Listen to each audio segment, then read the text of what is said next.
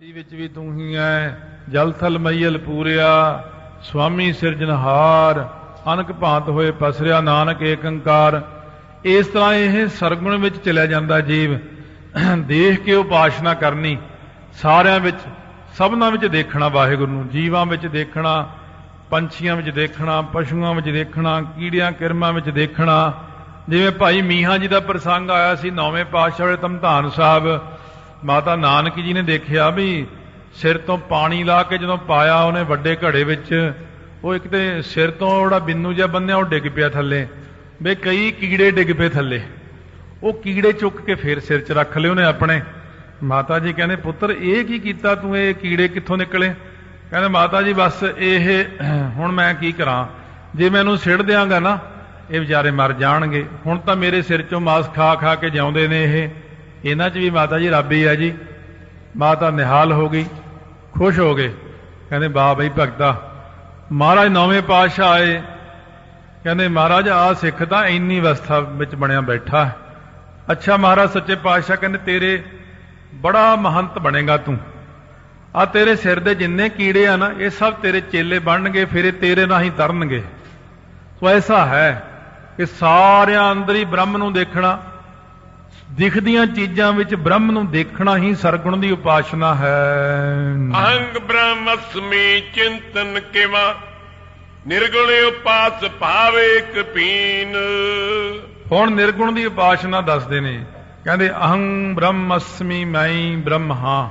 ਇਹ ਚਿੰਤਨ ਜਿਹੜਾ ਕਰਨਾ ਹੈ ਕਿਵੇਂ, ਕਹਿੰਦੇ ਕਿਵੇਂ ਨਿਰਗੁਣ ਦੀ ਉਪਾਸ਼ਨਾ ਹੈ, ਇੱਕੋ ਭਾਵ 'ਚ ਭਿੱਜ ਜਾਣਾ ਕਿ ਸਾਰੇ ਕਿਤੇ ਬ੍ਰਹਮ ਨੂੰ ਦੇਖਣਾ, ਦਿਖਦੀਆਂ ਚੀਜ਼ਾਂ 'ਚ ਨਹੀਂ ਪਰਚਣਾ। ਉੱਥੇ ਉਹ ਨਿਕਲ ਜਾਂਦੇ ਨੇ, ਉਹ ਦ੍ਰਿਸ਼ਟਮਾਨ ਹੈ ਸਗਲ ਮਥੇਨਾ, ਇਹਨਾਂ 'ਚੋਂ ਨਿਕਲ ਜਾਂਦੇ ਨੇ। ਮਿਥਿਆ ਤਨ ਤਨ ਕੁਟੰਬ ਸਬਾਇਆ, ਮਿਥਿਆ ਹਉਮੈ ਮਮਤਾ ਮਾਇਆ, ਮਿਥਿਆ ਰਾਜ ਜੋਬਨ ਧਨ ਮਾਲ, ਮਿਥਿਆ ਕਾਮ ਕ੍ਰੋਧ ਵਿਕਰਾਲ। ਇਸ ਕਰਕੇ ਆਪਣੀਆਂ ਅੱਖਾਂ ਦੇ ਨਾਲ ਜੋ ਦਿਖਦੇ 'ਚ ਪਹਿਲਾਂ ਸਰਗੁਣ ਨੂੰ ਦੇਖਦੇ ਸੀ ਹੁਣ ਮਿਟ ਗਿਆ। ਹੁਣ ਸਿਰਫ ਇੱਕ ਬ੍ਰਹਮ ਹੀ ਬ੍ਰਹਮ ਹੈ। ਉਹ ਕਿਵੇਂ? ਜਿਹੜੀ ਮੇਰੀ ਆਤਮਾ ਹੈ ਇਹੀ ਬ੍ਰਹਮ ਹੈ, ਮੈਂ ਹੀ ਪਰਮੇਸ਼ਰ ਹਾਂ। ਇਹ ਇੱਕ ਅਵਸਥਾ ਵਿੱਚ ਜਾ ਕੇ ਬਣਦਾ, ਪਹਿਲਾਂ ਹੀ ਨਹੀਂ ਕਹਿਣ ਲੱਗ ਜਾਣਾ। ਇਹ ਭਾਈ ਮਰਦਾਨਾ ਜੀ ਨੇ ਮਹਾਰਾਜ ਦੀ ਰੀਸ ਕਰਕੇ ਪਹਿਲਾਂ ਹੀ ਕਹਿਤਾ ਸੋਹੰਗ ਸੋਹੰਗ, ਫਿਰ ਉਹ ਪਾਣੀ 'ਚ ਵੀ ਡੁੱਬ ਗਿਆ ਸੀ। ਇਹ ਤਾਂ ਇੱਕ ਅਵਸਥਾ ਵਿੱਚ ਜਾ ਕੇ ਕਹਿਣਾ ਆਪਾਂ ਨੇ। ਇਹ ਤਾਂ ਵੈਸੇ ਸਮਝਾ ਰਹੇ ਨੇ ਕਿ ਇਸ ਤਰ੍ਹਾਂ ਅਵਸਥਾ ਬਣ ਜਾਂਦੀ ਹੈ। ਸਵਈਆ ਛੰਦ ਆਕਾਰ ਉਕਾਰ ਮਕਾਰ ਨਾਦ ਵਿਦ ਹਰ ਸ਼ਿਵ ਕਿ ਸਦਾ ਸ਼ਿਵ ਜਾਨ। ਹੁਣ ਇਹਦਾ ਪਖਿਅੰਤਰ ਦੱਸਦੇ ਨੇ, ਕਹਿੰਦੇ ਇਹ 3 ਪ੍ਰਕਾਰ ਦਾ, ਜਿਵੇਂ ਤੁਹਾਨੂੰ ਦੱਸਿਆ ਨਾ ਉਪਾਸ਼ਨਾ ਦੱਸੀ ਹੈ, ਸਰਗੁਣ ਦੀ ਉਪਾਸ਼ਨਾ, ਨਿਰਗੁਣ ਦੀ ਉਪਾਸ਼ਨਾ। ਇਹਨਾਂ ਨੂੰ ਇੱਕ ਹੋਰ ਢੰਗ ਨਾਲ ਵੀ ਕਹਿੰਦੇ ਨੇ, ਕਹਿੰਦੇ ਉਹ ਵੀ ਸੁਣ ਲਓ। ਉਹ ਕਿਵੇਂ ਕਹਿੰਦੇ ਨੇ? ਕਹਿੰਦੇ ਨੇ ਜਿਵੇਂ ਆਕਾਰ ਉਕਾਰ ਤੇ ਮਕਾਰ, ਆ ਓ ਮ, ਆਪਾਂ ਜਿਵੇਂ ਕਹਿੰਦੇ ਆ ਇੱਕ ਓੰਕਾਰ ਵਿੱਚ ਮਾਤਰਾ ਆ ਜਾਂਦੀ ਆ ਓ ਮ, ਤੇ ਉਹਦੇ ਉੱਤੇ ਬਿੰਦੀ ਆ ਜਾਂਦੀ ਹੈ, ਜਾਂ ਉਹਦੇ ਉੱਤੇ ਆਕਾਰ ਆ ਜਾਂਦੀ, ਕਾਰ ਆ ਜਾਂਦੀ ਹੈ। ਪਹਿਲਾਂ ਦੂਸਰੇ ਮਤ ਦਾ ਦੱਸ ਕੇ ਫਿਰ ਆਪਣਾ ਦੱਸਣਗੇ ਬਾਅਦ ਵਿੱਚ। ਕਹਿੰਦੇ ਇਉਂ ਕਰਦੇ ਨੇ, ਆਕਾਰ ਉਕਾਰ ਤੇ ਮਕਾਰ ਜਿਹੜਾ ਓੰਗ ਦਾ ਜਾਪ ਹੈ, ਉਹਦੇ ਉੱਤੇ ਜਿਹੜਾ ਨਾ ਨਾਦ ਬਿੰਦ, ਉਹਦੇ ਉੱਤੇ ਬਿੰਦੀ ਲੱਗੀ ਹੋਈ ਹੈ। ਵਿਦ ਵਿਧਾਤਾ, ਇਹ ਵਿਸ਼ਨੂੰ ਸ਼ਿਵ ਜੀ, ਇਹਨਾਂ ਸਾਰਿਆਂ ਨੂੰ ਕਿ ਸਦਾ ਸ਼ਿਵ। ਇੱਥੇ ਸਦਾ ਸ਼ਿਵ ਦਾ ਅਰਥ ਹੈ ਅਕਾਲ ਪੁਰਖ ਕਲਿਆਣ ਸਰੂਪ। ਉਹ ਜਿਹੜਾ ਆਉਂਦਾ ਨਾ ਨਿਰੰਕਾਰ ਕਾ ਚਿੰਤਨੈ ਭਿਵ, ਮਹਾਦੇਵ ਕੋ ਕਹਿਤ ਸਦਾ ਸ਼ਿਵ। ਇਹ ਗਲਤੀ ਨਾਲ ਲੋਕ ਮਹਾਦੇਵ ਜੀ ਨੂੰ ਹੀ ਸ਼ਿਵ ਕਹਿੰਦੇ। ਸ਼ਿਵ ਹੁੰਦਾ ਕਲਿਆਣ ਸਰੂਪ ਵਾਹਿਗੁਰੂ। ਇਉਂ ਇਹਨਾਂ ਦੋਨਾਂ ਦਾ ਭੁਲੇਖਾ ਮਨ ਚੋਂ ਦੂਰ ਕਰ ਦਿਓ। ਦੇਹ ਸ਼ਿਵਾ ਬਰ ਮੋਹੇ, ਇਹ ਹੈ ਸ਼ੁਭ ਕਰਮਨ ਤੇ ਕਬ ਹੋਣਾ ਟਰੋ। ਉਹ ਦੇਹ ਸ਼ਿਵਾ ਅਕਾਲ ਪੁਰਖ ਨੂੰ ਆਖਿਆ ਹੈ। ਇੱਥੇ ਹੁਣ ਇਹ ਗੱਲ ਕਲੀਅਰ ਹੁੰਦੀ, ਜੇ ਆਪਾਂ ਨਾ ਸੁਣੀਏ ਨਾ ਫਿਰ ਆਪਾਂ ਨੂੰ ਇਹ ਨਹੀਂ ਪਤਾ ਲੱਗਣਾ। ਆਪਾਂ ਕਹਿੰਦੇ ਨਹੀਂ ਮਹਾਰਾਜ ਨੇ ਸ਼ਿਵ ਜੀ ਨੂੰ ਕਿਹਾ। ਆ ਜਿਹੜੇ ਕੋਈ ਹਿੰਦੂ ਵੀਰ ਹੈ ਕਹਿੰਦੇ ਨੇ ਮਹਾਰਾਜ ਨੇ ਸ਼ਿਵ ਜੀ ਨੂੰ ਅਰਦਾਸਾਂ ਕੀਤੀਆਂ ਨੇ। ਨਹੀਂ, ਤੁਸੀਂ ਵੀ ਸੁਣ ਲਓ, ਤੁਹਾਡਾ ਹੀ ਵਿਦਾਂਤ ਹੈ ਇਹ। ਵਿਦਾਂਤ ਵਿੱਚ ਇਹ ਗੱਲ ਸਮਝਾਈ ਹੋਈ ਹੈ ਕਿ ਵਿਦ ਵਿਧਾਤਾ ਤੇ ਹਰ ਵਿਸ਼ਨੂੰ ਤੇ ਸ਼ਿਵ ਕਿ ਸਦਾ ਸ਼ਿਵ ਜਾਨ। ਇਹਨਾਂ ਆਕਾਰ ਉਕਾਰ ਮਕਾਰ ਤੇ ਨਾਦ ਬਿੰਦ ਇਹਨਾਂ ਤਿੰਨਾਂ ਨੂੰ शिव जी ब्रह्मा होना नू इन्हां सारियां नू की जानना? सदा शिव कल्याण स्वरूप जानना।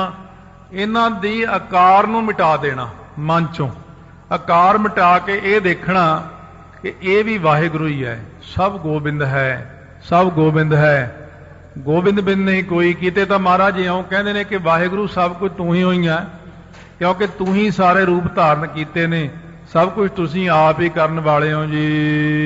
छित अप तेज वायु नभ रब सस पुरख सा एतत आत्म मान। इस प्रकार कहने धरती जिहड़ी है, इसी प्रकार जिहड़ी है वायु है, अग्नि है, पानी है, आकाश है, सूरज है, चंद्रमा है।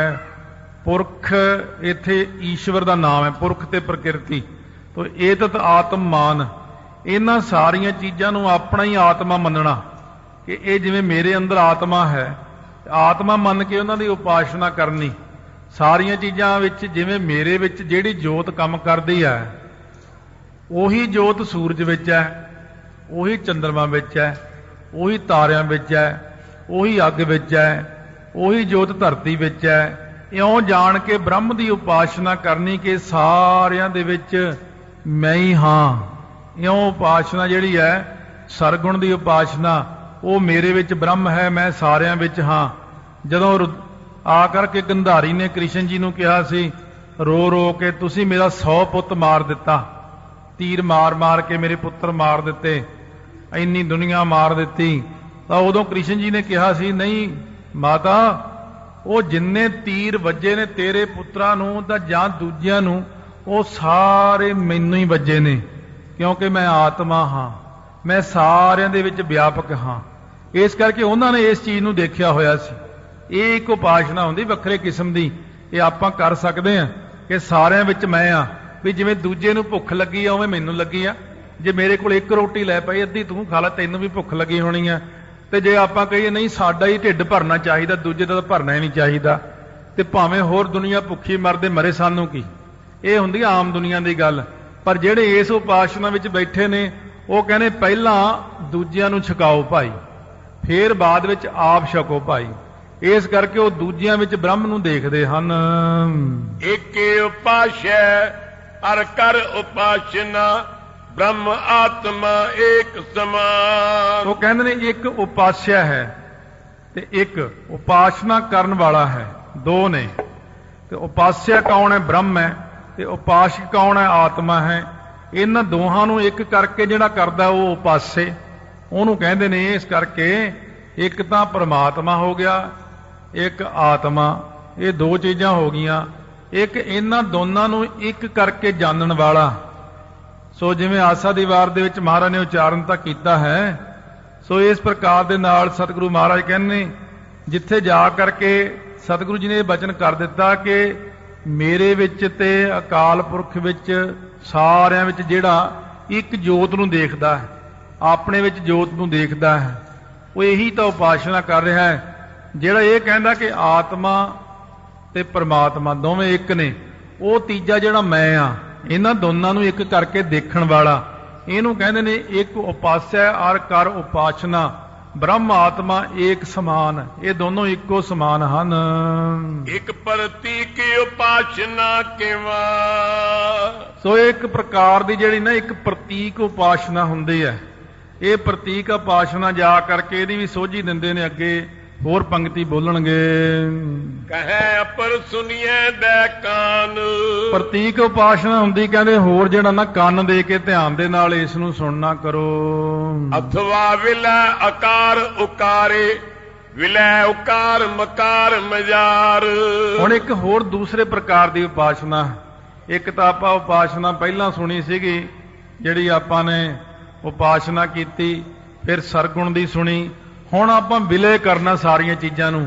ਜਿਵੇਂ ਉਹ ਰੇਡੀਓ ਸੁਣਦੇ ਆ ਜਾਂ ਹੋਰ ਕੋਈ ਟੈਲੀਫੋਨ ਆਦਿਕ ਹੋਰ ਸੁਣਦੇ ਆ ਅੱਜ ਕੱਲ੍ਹ, ਉਹ ਲੰਮਾ ਸਾਰਾ ਏਰੀਅਲ ਜਿਹਾ ਕੱਢ ਲੈਂਦੇ ਨੇ ਬਾਹਰ ਨੂੰ।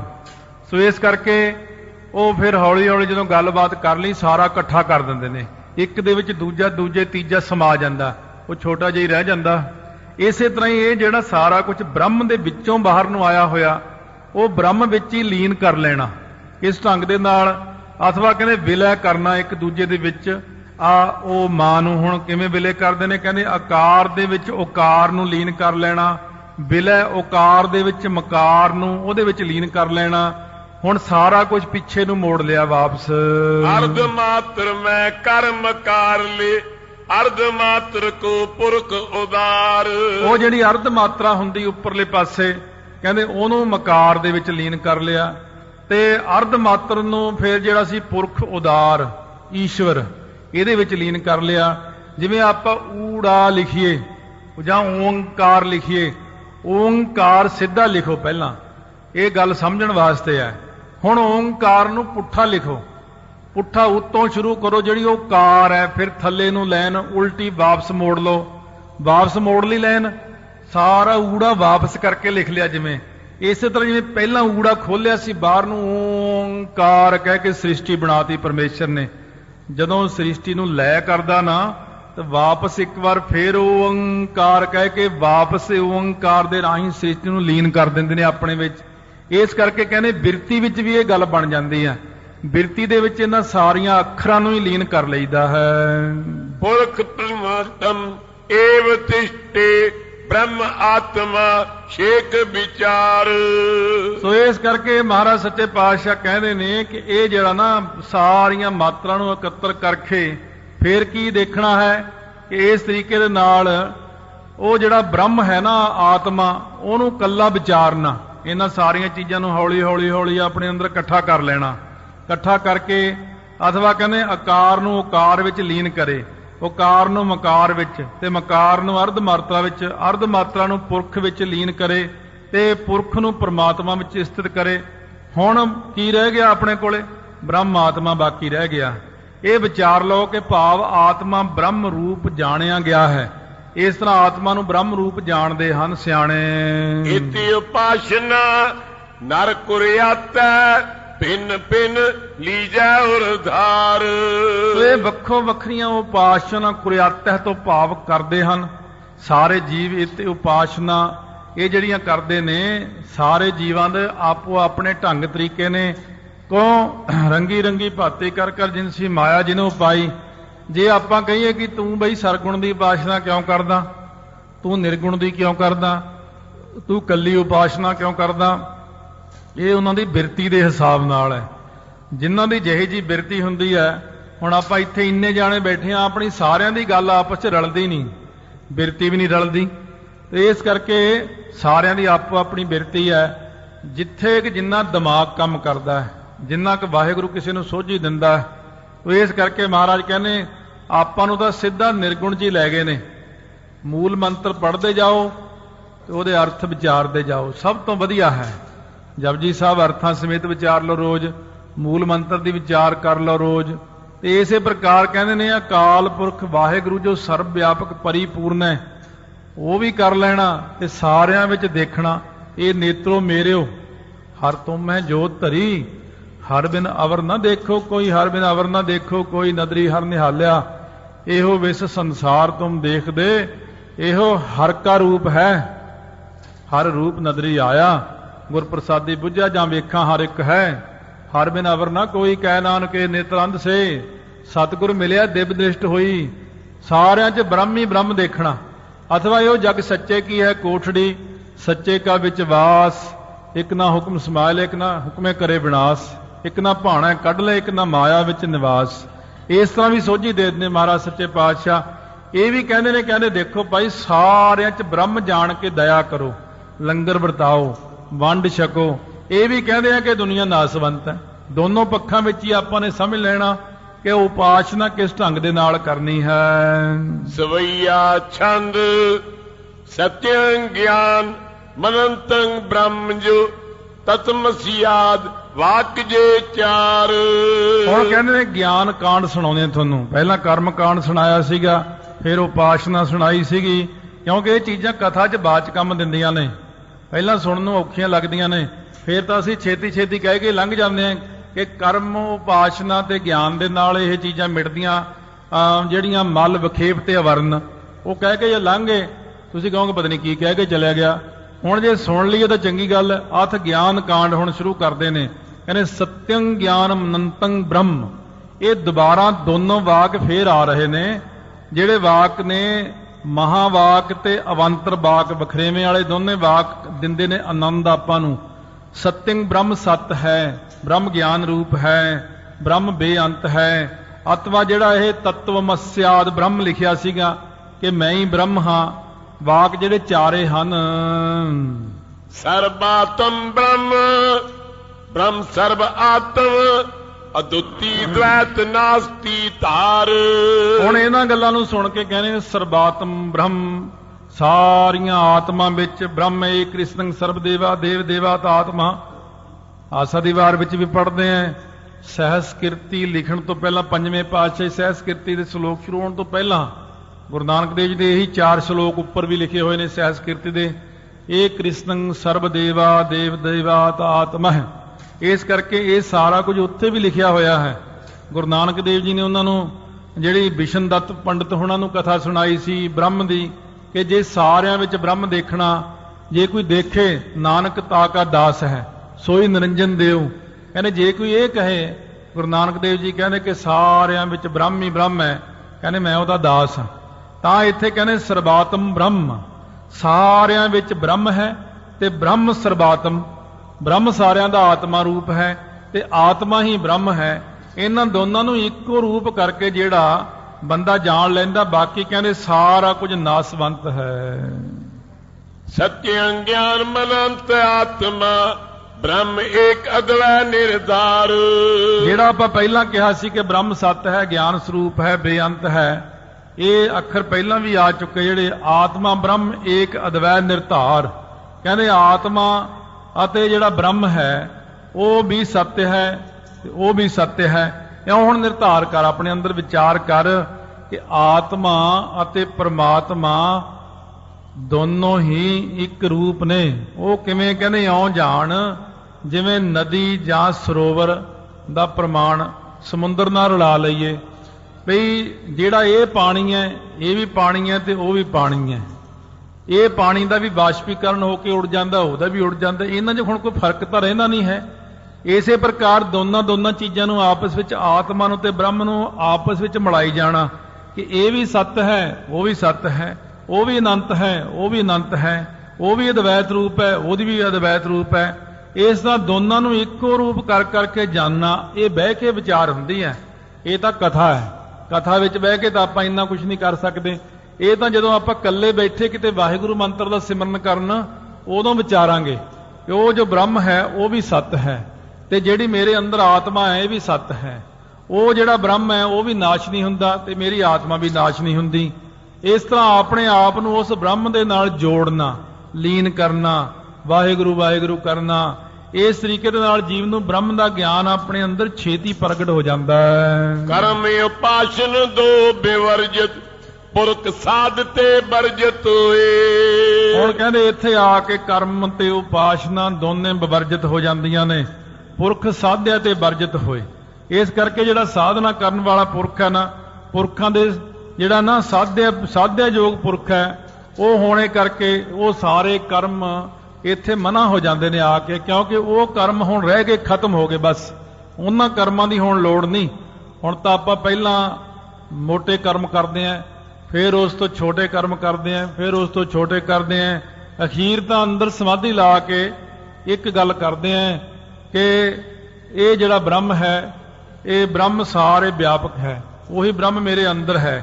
ਇੱਥੇ ਜਿਹੜੀ ਗੱਲ ਕਹੀ ਹੈ ਕਿ ਉਹ ਵੀ ਸੱਤ ਹੈ, ਮੈਂ ਵੀ ਸੱਤ ਹਾਂ, ਵਾਹਿਗੁਰੂ। ਇਸ ਤਰ੍ਹਾਂ ਵਿਚਾਰ ਕਰਨੀ ਕਿ ਮੇਰੀ ਜਿਹੜੀ ਆਤਮਾ ਹੈ ਇਹੀ ਬ੍ਰਹਮ ਹੈ। ਕਿਉਂ? ਆਪਣੇ ਆਪ ਨੂੰ ਜਦੋਂ ਹੌਲੀ ਹੌਲੀ ਕਲਪ ਲਵਾਂਗੇ ਨਾ, ਆਪਾਂ ਅਨਾਤਮ ਵਿੱਚੋਂ ਬਾਹਰ ਆਵਾਂਗੇ, ਆਤਮ ਦੇ ਵਿੱਚ ਆ ਜਾਵਾਂਗੇ। ਕਿਉਂਕਿ ਇਸ ਵਕਤ ਆਪਾਂ ਸਾਰੇ ਜੀਵ ਅਨਾਤਮਾ ਵਿੱਚ ਆ।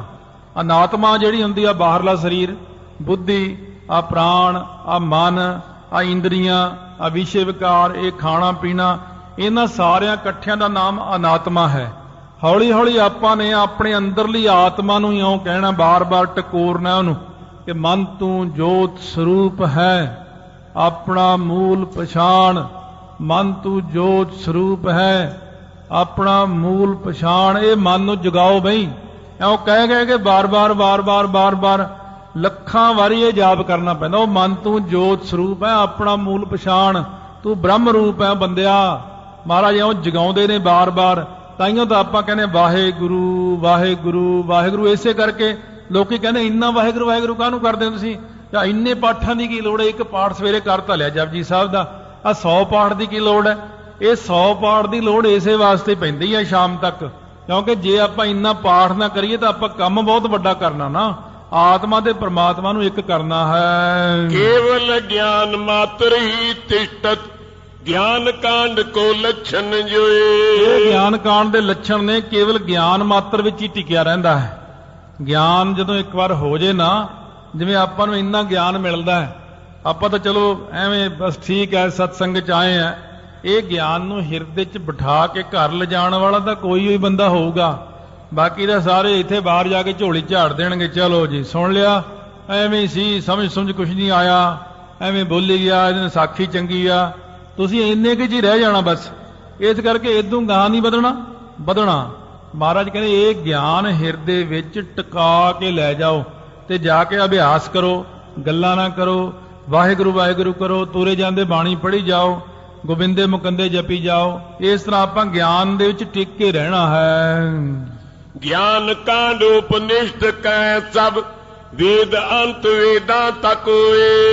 ਇਸ ਕਰਕੇ ਜਿਹੜਾ ਗਿਆਨ ਕਾਂਡ ਹੈ ਸਾਰੀਆਂ ਉਪਨਿਸ਼ਦਾਂ ਕਹਿੰਦੀਆਂ ਨੇ, ਤੇ ਵੇਦਾਂ ਦੇ ਵਿੱਚ ਜਿਹੜਾ ਹੈ ਨਾ, ਵੇਦਾਂ ਦਾ ਜਿਹੜਾ ਅੰਤ ਹੈ ਉਹਨੂੰ ਵੇਦਾਂਤ ਕਿਹਾ ਜਾਂਦਾ ਹੈ। ਜੈ ਲੋ ਪੁਰਖ ਸਾਧ ਕਰਤੱਬਯੰ, ਪੁਰਬ ਬਿਮਾਸਾ ਕਰੈ ਬਖਾਨ। ਕਹਿੰਦੇ ਜਿੱਥੋਂ ਤੱਕ ਇਨਸਾਨ ਦੇ ਸਾਧਣੇ ਯੋਗ ਕਰਤੱਬ ਨੇ ਨਾ, ਉਹਨੂੰ ਪੂਰਬ ਮੀਮਾਂਸਾ ਕਹਿੰਦੇ ਹਨ। ਤੈ ਲਗ ਸ਼ਬਦ ਵੇਦ ਏਕ ਕਹੀਐ, ਜਹਾਂ ਜਾਨ ਵੋ ਜਾਨ ਸੁਜਾਨ। ਉੱਥੋਂ ਤੱਕ ਪਦ ਜਿਹੜਾ ਅਰਥ ਹੈ ਵੇਦ ਕਹੀਦਾ ਹੈ, ਪਰ ਜਿੱਥੇ ਜਾ ਕੇ ਜਾਣਨ ਯੋਗ ਨੂੰ ਜਾਣ ਲਈਦਾ ਹੈ ਪਿਆਰਿਓ, ਉਹਨੂੰ ਕਹਿੰਦੇ ਨੇ ਵੇਦਾਂਤ। ਜਦੋਂ ਆਪਾਂ ਉਹਨੂੰ ਜਾਣ ਲਿਆ, ਜਦੋਂ ਸਾਰਾ ਕੁਝ ਸਮਝ ਲਿਆ, ਪਹਿਲਾਂ ਸਾਰਾ ਆਪਾਂ ਨਕਸ਼ਾ ਬਣਾਉਣੇ ਮਕਾਨ ਦਾ, ਫਿਰ ਮਕਾਨ ਬਣਦਾ ਹੈ। ਇਸ ਤਰ੍ਹਾਂ ਹੀ ਇੱਥੇ ਪਹਿਲਾਂ ਸਾਰਾ ਨਕਸ਼ਾ ਬਣ ਗਿਆ, ਬ੍ਰਹਮ ਕੀ ਹੈ, ਜੀਵ ਕੀ ਹੈ, ਈਸ਼ਵਰ ਕੀ ਹੈ, ਮਾਇਆ ਕੀ ਹੈ, ਵਿਕਾਰ ਕੀ ਹੈ। ਫਿਰ ਆਪਾਂ ਹੁਣ ਜਦੋਂ ਇੰਨਾ ਕੁਝ ਸਮਝ ਲਿਆ ਤਾਂ ਆਪਣੇ ਆਪ ਹੀ ਵਾਹਿਗੁਰੂ ਵਾਹਿਗੁਰੂ ਕਰਾਂਗੇ। ਕਵੀ ਸੰਤੋਖ ਸਿੰਘ ਲਖ ਸਰੂਪ ਕੋ, ਸਗਰੇ ਸਫਲ ਤਬੈ ਮਨ ਮਾਨ। ਤੋ ਕਵੀ ਸੰਤੋਖ ਸਿੰਘ ਜੀ ਕਹਿੰਦੇ ਨੇ ਕਿ ਆਪਣੇ ਜਿਹੜਾ ਸਰੂਪ ਹੈ ਨਾ, ਇਹਨੂੰ ਜਾਣ ਕੇ, ਜਦੋਂ ਆਪਾਂ ਆਪਣੇ ਸਰੂਪ ਨੂੰ ਜਾਣ ਲਿਆ, ਇੰਨਾ ਸਾਰਾ ਕੁਝ ਕਰਕੇ ਆਪਣੇ ਸਰੂਪ ਦੀ ਪਹਿਚਾਣ ਹੋ ਗਈ ਜਦੋਂ, ਕਵੀ ਸੰਤੋਖ ਸਿੰਘ ਜੀ ਇਸ ਤਰ੍ਹਾਂ ਕਹਿੰਦੇ ਨੇ ਕਿ ਜਦੋਂ ਇੰਨਾ ਕੁਝ ਆਪਾਂ ਸੁਣਿਆ, ਇਹਨੂੰ ਸੁਣਨਾ ਭਾਈ ਨਿਸ਼ਫਲ ਨਾ ਕਰ ਦਿਓ ਕਿਤੇ। ਇੰਨੀ ਮਿਹਨਤ ਨਾਲ ਕਹਿੰਦੇ ਚੀਜ਼ ਇਕੱਠੀ ਹੋਈ ਵੀ ਹੈ, ਇਹਨੂੰ ਸੁਣ ਕੇ ਜੇ ਤੁਸੀਂ ਆਪਣੇ ਅੰਦਰਲੇ ਸਰੂਪ ਨੂੰ ਪਹਿਚਾਣ ਗਏ ਤਾਂ ਕਹਿੰਦੇ ਮੈਂ ਜਾਣੂ ਮੇਰਾ ਵੀ ਲਿਖਿਆ ਸਫਲ ਹੈ, ਸੁਣਾਉਣ ਵਾਲੇ ਦਾ ਵੀ ਬੋਲਿਆ ਸਫਲ ਹੈ, ਔਰ ਤੁਹਾਡੇ ਕਮਾਉਣ ਵਾਲਿਆਂ ਦਾ ਵੀ ਸਫਲ ਹੈ। ਫੇਰ ਭਾਈ ਚੰਗੀ ਗੱਲ ਹੈ, ਕਹਿੰਦੇ ਭਾਈ ਉਹ ਸਫਲ ਹੈ ਜਿਹੜਾ ਸੁਣ ਕੇ ਉਹਨੂੰ ਕਮਾਵੇ, ਕਮਾ ਕੇ ਵਾਹਿਗੁਰੂ ਦੇ ਦਰਸ਼ਨ ਕਰੇ, ਆਪਣੀ ਆਤਮਾ ਨੂੰ ਅੰਦਰ ਦੇਖ ਲਵੇ, ਉਹ ਭਾਈ ਸਾਰਿਆਂ ਨਾਲੋਂ ਸਫਲ ਹੈ। ਇਉਂ ਬਹਿ ਕੇ ਕਹਿੰਦੇ ਅਭਿਆਸ ਕਰੋ ਕਿ ਜਿਹੜੀ ਮੇਰੀ ਆਤਮਾ ਹੈ ਉਹੀ ਬ੍ਰਹਮ ਹੈ, ਤੇ ਬ੍ਰਹਮ ਵਿਆਪਕ ਹੈ, ਤੇ ਮੈਂ ਉਹ ਬ੍ਰਹਮ ਦਾ ਅੰਸ਼ ਹਾਂ, ਤੇ ਬ੍ਰਹਮ ਸੱਤ ਹੈ ਤੇ ਮੈਂ ਵੀ ਸੱਤ ਹਾਂ। ਇਸ ਤਰੀਕੇ ਨਾਲ ਅਨਾਤਮ ਵਿੱਚੋਂ ਆਤਮਾ ਵਿੱਚ ਆਉਣ ਵਾਸਤੇ ਨਾਲ ਸਤਿਗੁਰੂ ਮਹਾਰਾਜ ਦਾ ਬਖਸ਼ਿਸ਼ ਕੀਤਾ ਹੋਇਆ ਜੋ ਗੁਰਮੰਤਰ ਹੈ, ਇਹਦਾ ਅਭਿਆਸ ਕਰਦੇ ਜਾਓ। ਵਾਹਿਗੁਰੂ ਵਾਹਿਗੁਰੂ ਵਾਹਿਗੁਰੂ ਵਾਹਿਗੁਰੂ ਵਾਹਿਗੁਰੂ ਵਾਹਿਗੁਰੂ ਵਾਹਿਗੁਰੂ ਵਾਹਿਗੁਰੂ